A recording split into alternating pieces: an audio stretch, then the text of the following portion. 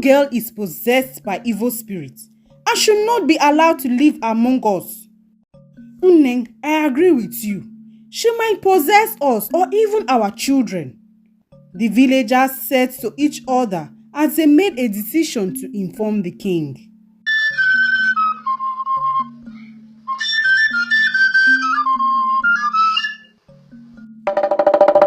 Once upon a time, there lived a widow named Ebere.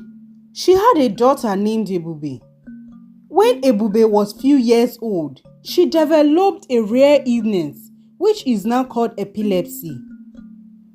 This troubled Ebere so much. She searched everywhere for the cure, but no one was able to help her. They were not even able to tell the cause of the illness.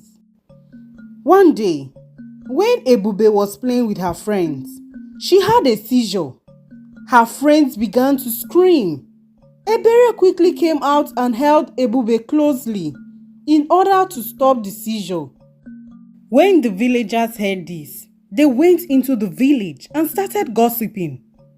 The young girl is possessed by evil spirits and should not be allowed to live among us. Uneng, I agree with you. She might possess us or even our children. The villagers said to each other as they made a decision to inform the king. Later that day, while Ebere was still busy taking care of Ebube, looking for the cure to her illness, some women marched to the king's palace and told him all they saw. The king was surprised. He summoned Ebere, Ebube, and the chief priest. When they all arrived, the king asked Ebere to explain everything, which she did. The king further asked the chief priest to confirm if what she was saying was true. After some time of consulting the gods, the chief priest told the king that Ebere was right, that truly it was a strange illness and Ebube was not possessed.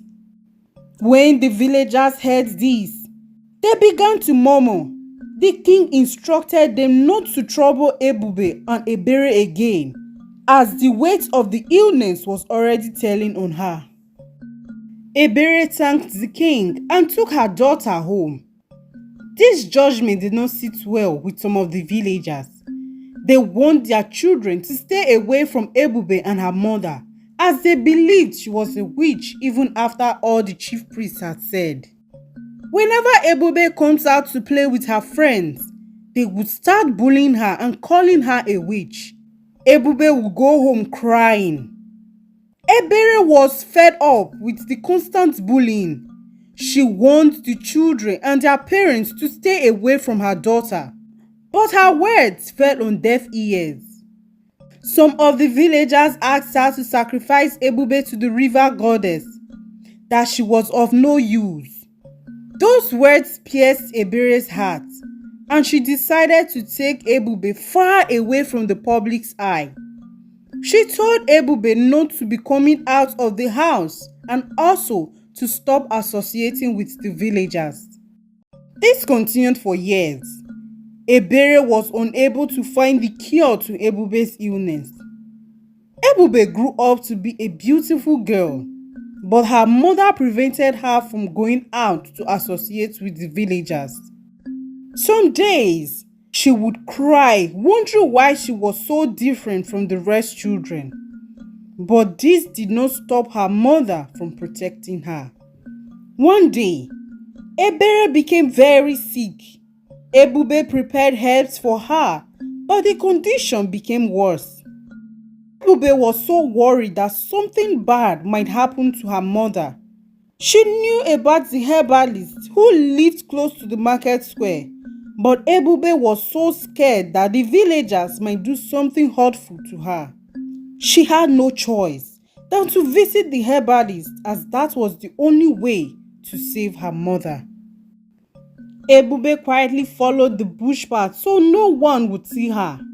When she got to the herbalist, she told him everything, and the herbalist gave her some herbs to give to her mother, Ebere.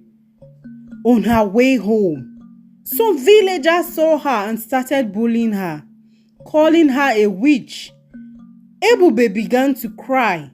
But before she realized it, a group of people gathered around her and they continued to bully her. When she attempted running, they caught her and began to beat her. Not too long, Ebube started having seizures. The villagers immediately left her there and ran away, and Ebube died few moments later. Later that day, Ebere became worried because Ebube had not returned from the herbalist.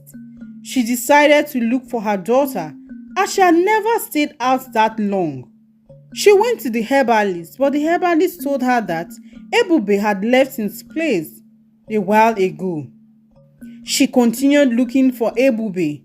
After a while, she decided to search the bush, and she found her daughter lying lifeless on the bush path. Ebere screamed and rushed towards Ebube, but she found out that her daughter had died with bruises all over her body. Ebere immediately knew that the villagers had a hand in Ebube's death. Ebere went into the market in her broken state and laid a curse on the villagers. They all buried their heads in shame, but no one came to console her. Ebere buried Ebube close to the hut. Ebere could not bear the loss of her child, and few days later, she was found dead in her lonely hut. Not too long, almost every home in the village started losing a child. They were terrified and decided to seek for the cause of it because it was becoming alarming. They visited different native doctors and seers, but no one was able to solve their problems. The chief priest told them that they were cursed. Only the few people who were engaged the villagers bullying Ebube were not affected by the curse. The entire village was in chaos, and soon all those who attacked Ebube and caused her death began to die one after the other. All the villagers were instructed by the chief priest to offer sacrifices to the gods, which they did in order to free them from the bondage they were in. After the sacrifice was made, they all gathered at Ebube and Ebere's graveside and asked for their forgiveness before the curse was broken.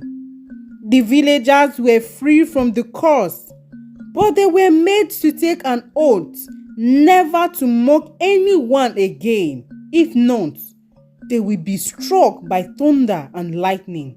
And they all did. The chief priest went to Ebube and Ebere's graveside and thanked them for forgiving the villagers.